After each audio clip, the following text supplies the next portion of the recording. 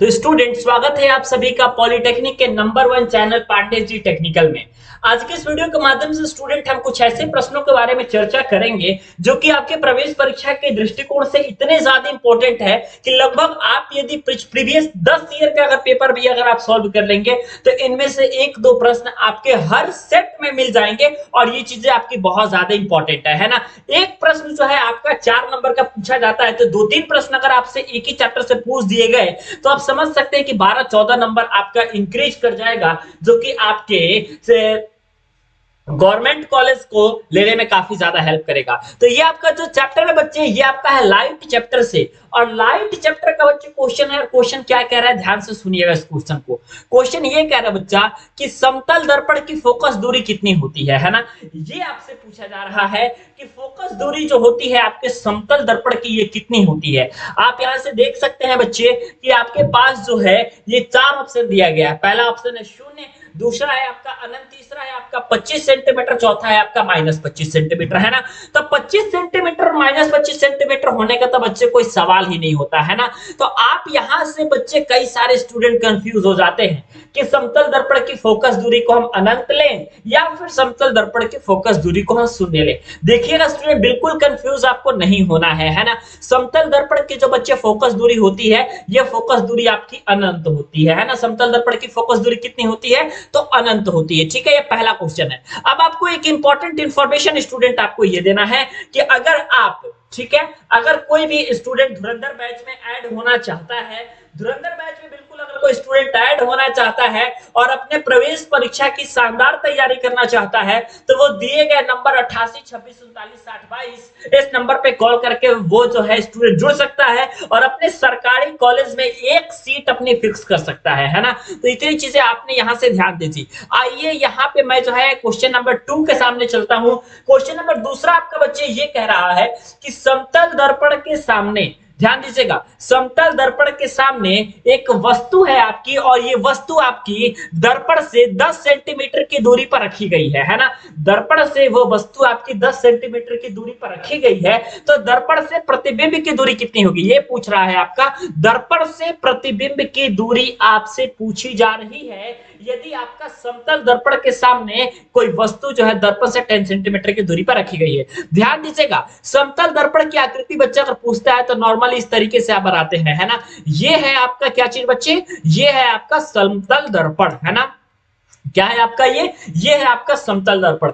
एक बात चीजें आपको ध्यान देनी है समतल दर्पण पे, वो चीज ये है कि समतल दर्पण के सामने जितने डिस्टेंस पे आपका ऑब्जेक्ट रखा जाता है, जितने डिस्टेंस पे आपकी वस्तु रखी जाती है, उतने ही डिस्टेंस पे आपके प्रतिबिंब की भी दूरी होती है। मतलब कि अगर समतल दर्पण के सामने कोई वस्तु 10 सेंटीमीटर की दूरी पर रखी गई है तो दर्पण से प्रतिबिंब की दूरी जो होगी वो भी आपकी 10 सेंटीमीटर के बराबर ही होगी, है ना। तो ये आपका प्रश्न नंबर 2 आपने यहां से देख लिया। अगला आपका प्रश्न क्या है बच्चे, ध्यान दीजिएगा। आपका अगला पूछा जा रहा है बच्चे आवर्धन से, है ना। और आवर्धन से जो बच्चे आपका प्रश्न है, आवर्धन वाला जो आपका टॉपिक है, आवर्धन से जो आपका प्रश्न पूछा जाता है, ये आपका 100% कंफर्म प्रश्न होता है बच्चे। तो इसलिए जो है आवर्धन वाले प्रश्नों को बिल्कुल आपको छोड़ना नहीं है, चाहे वो समतल दर्पण का हो या उत्तल दर्पण का हो या अवतल दर्पण का। तीनों में से अब क्या पूछा जाएगा ये किसी को नहीं पता, लेकिन एक चीज आपको जरूर पता है कि इससे जो है प्रश्न पूछे जाते हैं। और एक प्रश्न 4 नंबर का तो इंपॉर्टेंस आप देख सकते हैं। तो प्रश्न यहाँ पे ये कह रहा है बच्चे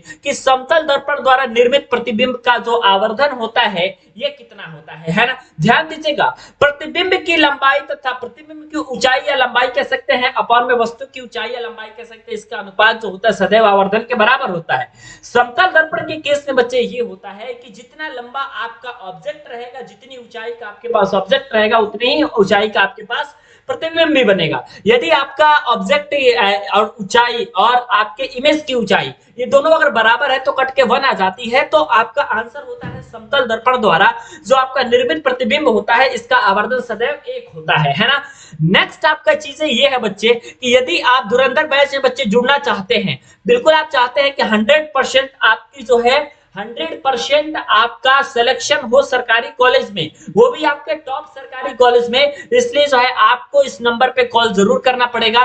ये नंबर है आपका 88 26 39 60 22। इस नंबर पे कॉल करके आप जो है अपने सरकारी कॉलेज का एक सीट जरूर पक्का कर सकते हैं। अगला बच्चे ये है आपका कि दर्पण की फोकस दूरी यदि एफ है और वक्रता त्रिज्या आर है, तो एफ और आर के बीच में आपका सही संबंध क्या दर्शाता है? क्या F is equal to R होता है, या F is equal to 1/r होता है, या आपका 2f is equal to R होता है, या F is equal to 2r होता है? ध्यान दीजिएगा हमेशा 2f is equal to are जो होता है ये किसी भी दर्पण की फोकस दूरी तथा वक्रता त्रिज्या आर के बीच में करेक्ट रिलेशन होता है 2f is equal to are, है ना। देयरफॉर आपका ऑप्शन नंबर सी जो होगा आपका करेक्ट आंसर हो जाएगा, है ना। अगला आपका है पांचवा नंबर क्वेश्चन। पांचवा नंबर क्वेश्चन बच्चे ये कह रहा है कि एक आपके पास उत्तल दर्पण है और उस उत्तल दर्पण की फोकस दूरी तो है आपके 12 सेंटीमीटर है ना।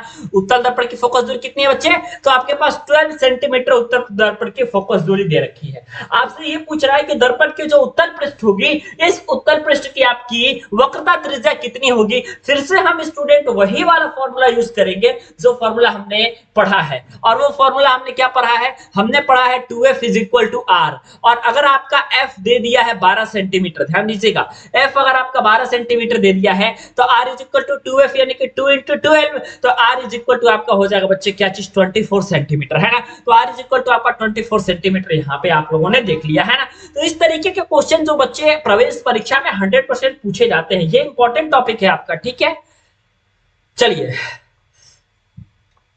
इसी के साथ ही साथ मैं आपको बता देना चाहता हूं कि यदि कोई स्टूडेंट धुरंधर बैच में जुड़ करके और अपना 100% सीट कंफर्म करना चाहता है गवर्नमेंट कॉलेज में, तो 88 26 39 60 22 इस नंबर पे कॉल जरूर कर सकता है।